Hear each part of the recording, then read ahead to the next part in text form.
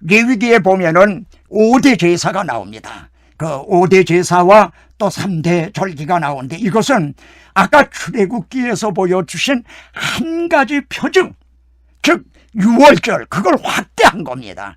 바로 유월절 양 되시는 예수 그리스도라.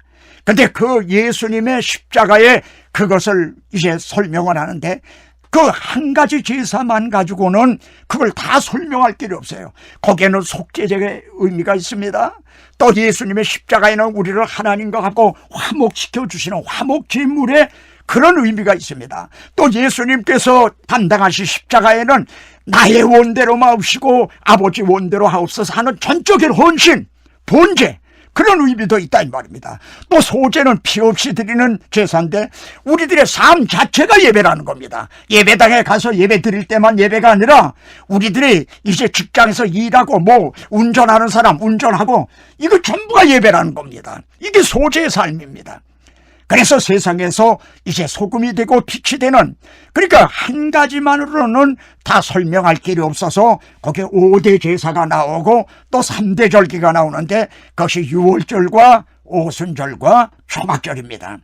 그러니까 유월절은 예수 그리스도의 십자가로 성취가 되고, 오순절은 성령 강림으로 성취가 되고, 나머지 하나 초막절, 우리는 지금 초막절의 기간을 살아가고 있는 겁니다. 주님이 오시는 날, 재림하시는 날, 우리는 광야의 생활을 청산하게 되고, 그리고 약속의 땅에 들어가게 되는 초막절도 이제 완성이, 성취가 이제 되게 됩니다. 근데 여기 레위기 16장에 보면 대속죄일이 나옵니다. 대속죄일. 1년에 한 번 지키는 대속죄일이 나오는데, 그때에는 대제사장이 온 백성을 속죄하는 피를 가지고 1년에 한 번 지성소에 들어갑니다. 그래가지고 그 피를 어떻게 하는가? 법궤 위와 앞에다가 그걸 뿌리라. 이 점을 좀 명심하시기 바랍니다. 속죄소는 어디냐면 법궤 위 뚜껑 부분이 속죄소입니다. 맨 위에. 그러니까 거기다 뿌리고 법궤 앞에다가 뿌리라, 그렇게 말씀을 합니다. 그러니까 하나님이 그렇게 명하신 겁니다. 이건 무슨 의미가 있는가? 아까 출애굽기에서 이제 유월절 양의 피를 문설주 문인방에다가 들어간 출입을 하는 거기다가 대문에다가 뿌리라 그러셨어요. 그리고 내가 볼 때에 너희를 넘어가리라 그러셨습니다. 그럼 지금 하나님이 보좌 위에서 하늘에서 이렇게 내려다 보시면은 우리들을 보실 때 뭘 통해 보시는 게 됩니까? 법궤 위에 뿌려진 피를 통해서 보신다는 말입니다. 그 피를 통해서 우리를 보신다.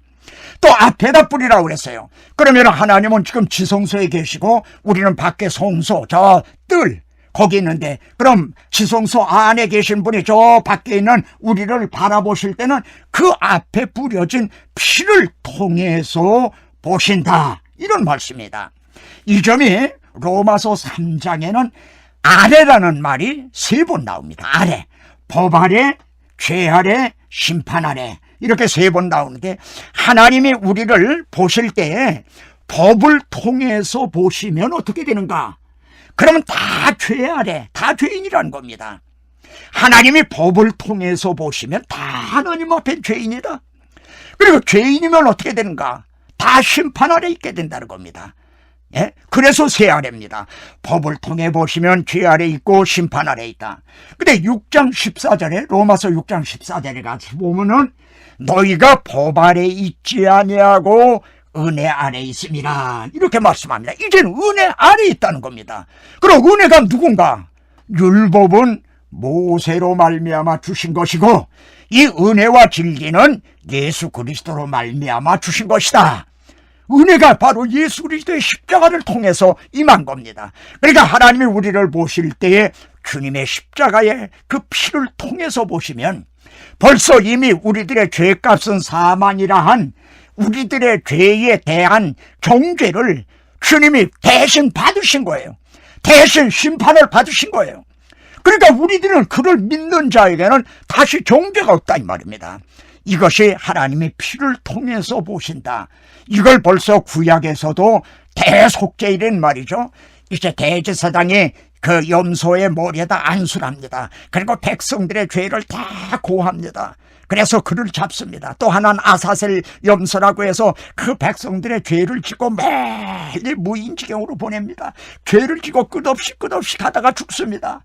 예, 세상 죄를 지고 가는 하나님의 어린 양, 이렇게 보여주셨다 이 말이에요. 두 가지 면으로.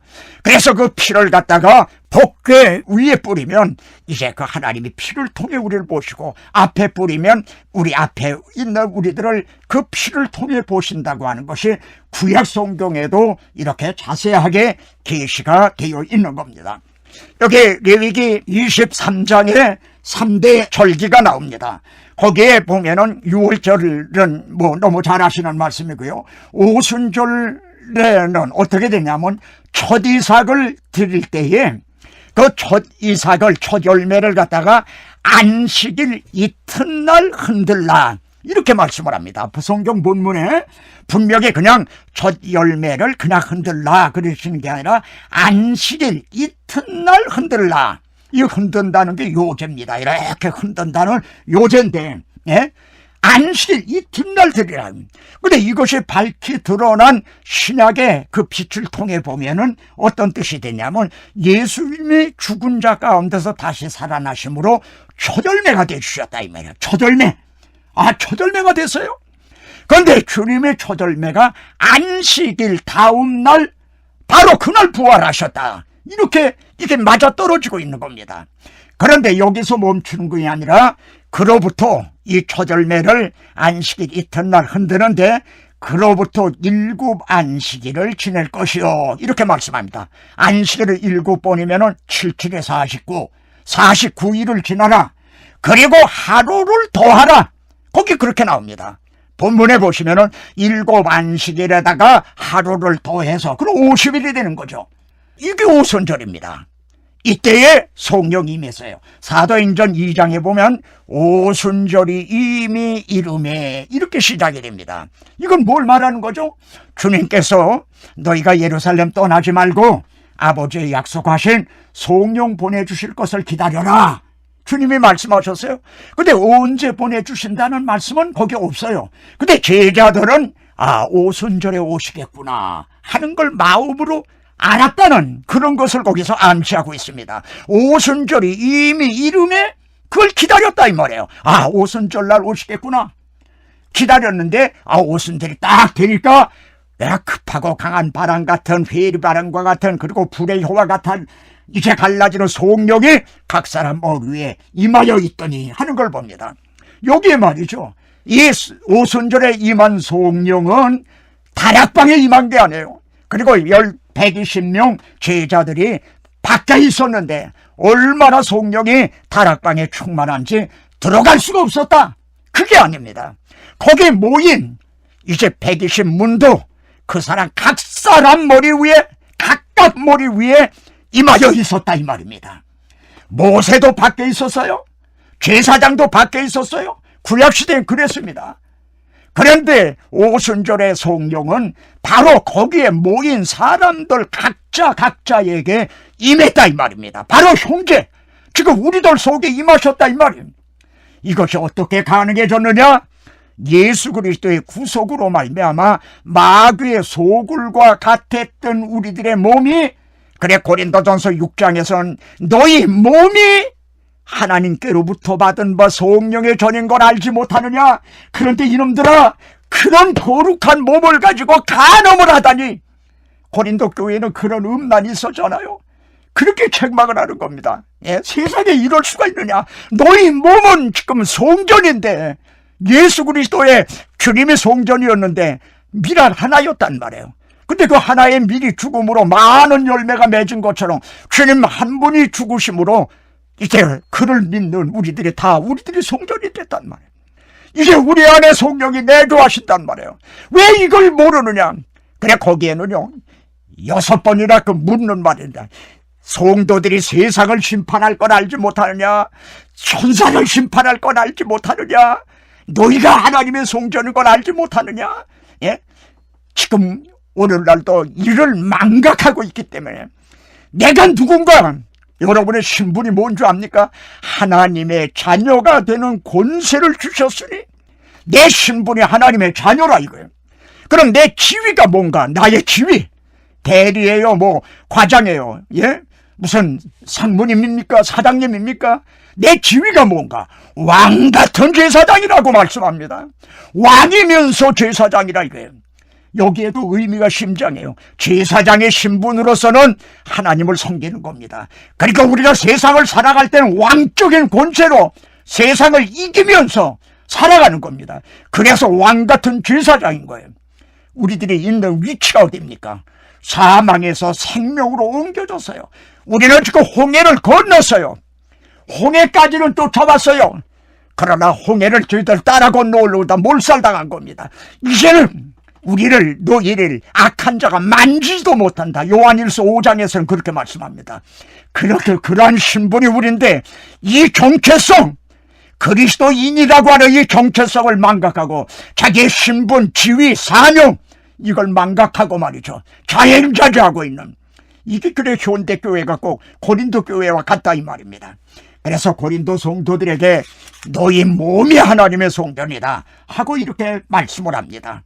그래서 이제 이 오순절에는 각 사람 머리 위에 임하여 있게 되는데 이것이 그때 새 소제를 드리라 이렇게 말씀을 합니다. 레위기 23장에 있는 말씀입니다. 새 소제. 여기에서 신학교회가 탄생을 하는 겁니다.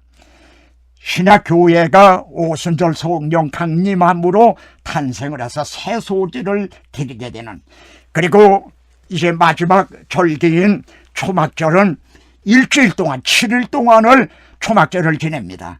그런데 초막절에는 마지막 끝날 8일째 되는 날이 명절꽃 큰 날이라 이렇게 말씀합니다.